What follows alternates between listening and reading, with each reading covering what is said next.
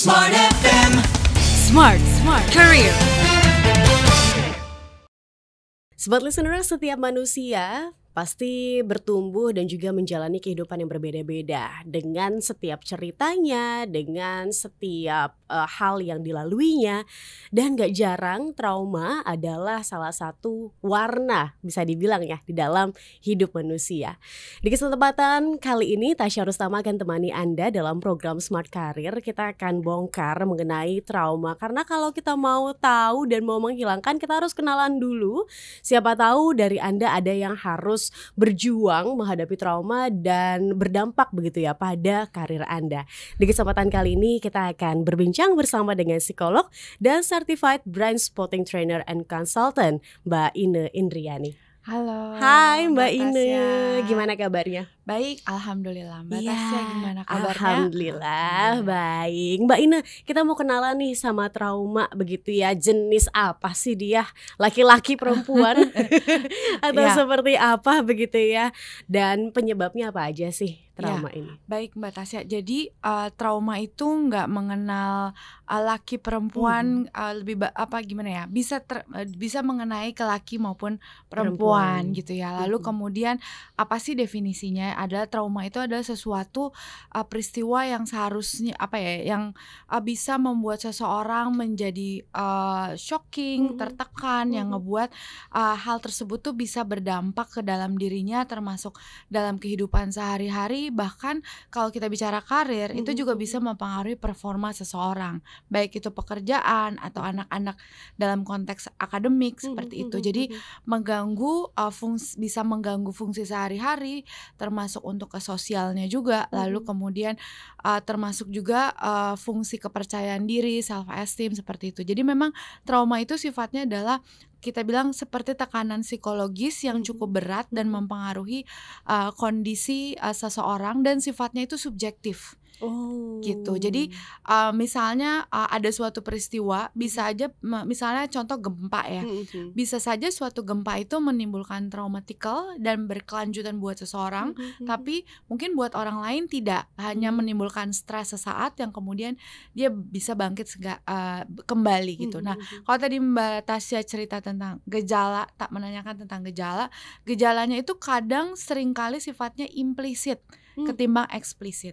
Artinya implisit itu kadang kita nggak ngeh kalau itu karena trauma. Kalau eksplisit itu artinya kan kita tahu ini kenapa sih kita kayak begini, karena penyebabnya begini. Tapi kadang seringkali kalau orang tidak terlalu aware tentang kesehatan mental, dia nggak tahu kalau ternyata penyebabnya adalah sesuatu. Contoh yang sifatnya eksplisit tuh, misalnya kok dia sering sedih terus, dia sering marah-marah terus, atau mungkin dia nggak pernah mau punya pasangan, gonta-ganti pasangan. Itu kan kita lihat ini perilakunya gitu ya, atau dari gejalanya. Tapi pas kita telusuri lebih jauh, mungkin dia juga nggak ngeh. Lalu kemudian kita telusuri lebih jauh lagi, sifatnya implisit, dan ternyata ada pengalaman yang mungkin tidak nyaman, pengalaman yang sifatnya traumatikal untuk dia. Oke, gitu. berarti trauma ini selalu berlandaskan pada hal-hal yang tidak menyenangkan.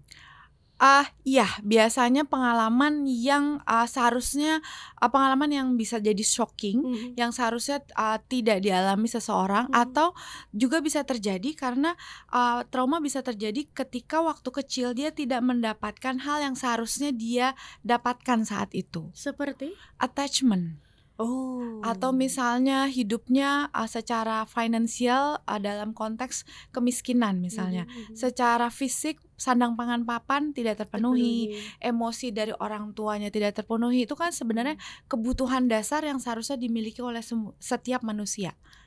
Gitu kan. Tapi ketika tidak dapat, maka bisa traumatikal. Misalnya kalau attachment jadi loneliness misalnya, atau sangat tidak peka sama orang lain, atau misalnya kalau mengenai tadi ya kemiskinan gitu, misalnya dia tidak punya uang, akhirnya di masa dewasanya dia benar-benar terlalu struggle untuk diri dia, atau kemudian mengeluh terus tentang uang, terlalu pelit dan lain sebagainya. Itu juga bisa. Oke, Gitu. berarti ini bisa secara implisit terlihat dari pattern Yes. yang dia lakukan begitu kan ya? Bisa, salah satunya pattern. Oke. Betul. Apakah trauma ini pada akhirnya Mbak Ine hulu dari segala macam, kita tahu ya bahwa penyakit kelainan psikologi tuh banyak banget kan, Yes. NPD lah, apalagi Iya. lah gitu kan ya, Iya. belum lagi depresi Iya. yang sekarang sedang banyak dibicarakan. Apakah hulunya itu ya ini trauma? Yes, bisa dibilang seperti itu. Walaupun bisa saja ada kondisi kesehatan mental yang sifatnya karena genetik ya, gitu. Karena maksudnya ada kondisi kondisi otak tertentu kayak misalnya skizofrenia dan lain sebagainya gitu. Tapi bisa jadi salah satunya ya hulunya adalah trauma, dan sekarang kita juga ada yang namanya generational trauma. Jadi generational trauma adalah bukan kita yang alami trauma, tapi nenek moyang kita. Bisa aja entah itu kakek kita, entah itu tiga di atasnya lagi, bahkan 7 di atasnya. 7 generasi.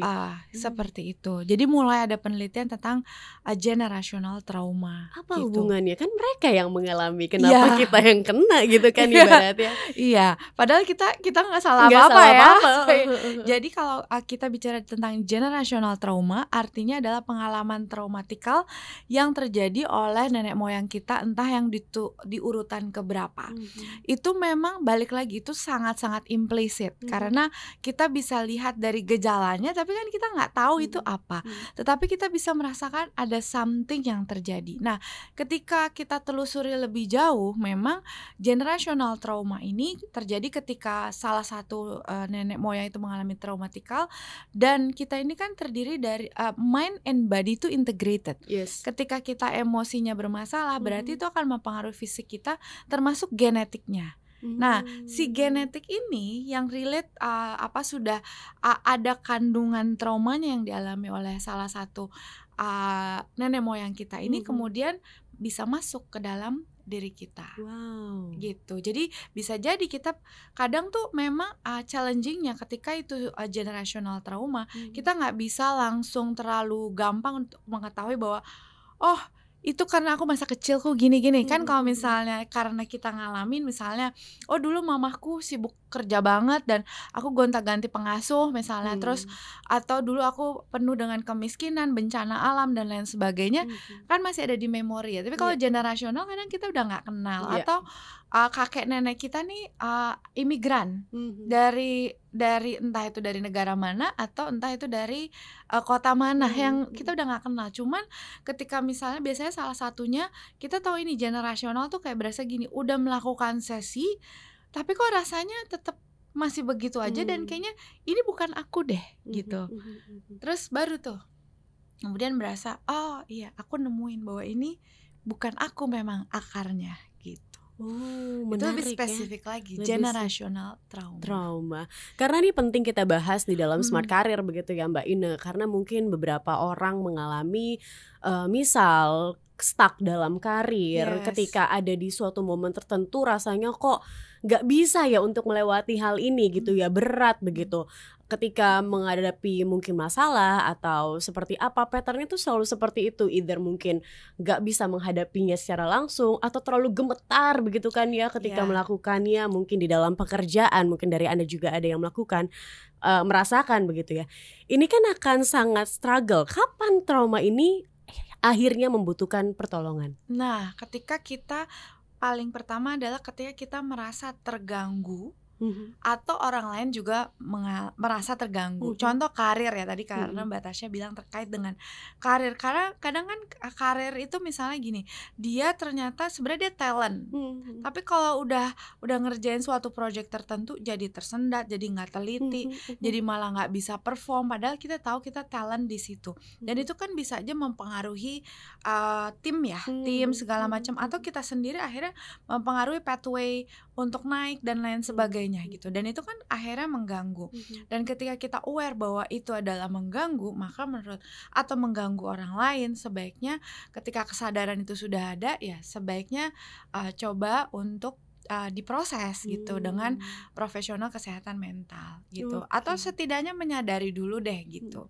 Karena mungkin aku pengen sedikit juga meng-highlight ya, ketika kita ke mental health profesional bukan berarti kita gila gitu loh. Maksudnya bukan berarti kita tuh Iya.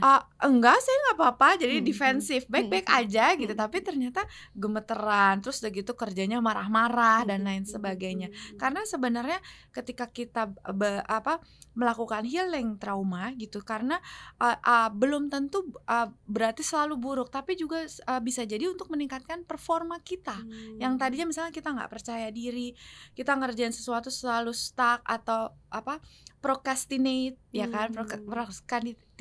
Kalau kita proses, maka kan performa kita jadi meningkat, dan itu berarti expansion ya dengan diri kita gitu. Jadi jangan selalu menganggap bahwa aku harus ke psikolog atau ke psikoterapis karena aku gila atau aku bermasalah banget. Enggak, justru itu awareness untuk kehidupan kita yang lebih baik gitu, dan karir kita yang juga lebih baik. Oke, berarti kalau udah mulai berasa rasa atau seperti apa begitu ya Mbak Ina, ya baiknya carilah pertolongan ke memang expert begitu kan, Betul, psikolog begitu kan ya. Yes. Dan bisa nggak sih kita menghilangkan trauma Mbak Ina, karena ini kan kita sedang dalam rangka begitu kan, memperingati Hari Kesehatan Mental Sedunia, menyambut gitu kan ya, karena kan jatuh di esok hari. Adakah tips begitu dan juga saran untuk bisa menghilangkan hal ini? Karena manusia kayaknya kalau bisa dibilang seperti itu bahkan sampai genetik begitu kan. Ini kayaknya lekat banget deh dengan trauma. Bisa gak sih dihilangin? Nah, definisi hilang tuh apa dulu nih gitu. Kadang ada juga yang gini, aku pengen melupakan. Nah, kalau melupakan trauma itu gak bisa. Karena trauma itu tersimpan di bawah sadar, di area subkortikal, dan itu relate sama body kita. Akhirnya artinya trauma itu tersimpan di badan, dan kita tidak bisa melupakan peristiwa traumatikal. Yang bisa kita lakukan adalah menerima bahwa itu pernah terjadi pada kita. Tapi pertanyaannya kalau misalnya dalam konteks menghilangkan adalah bisa nggak sih kita let go? Jawabannya bisa. Gitu. Di satu sisi semakin suatu traumatikal itu semakin tidak terlalu kronis gitu ya.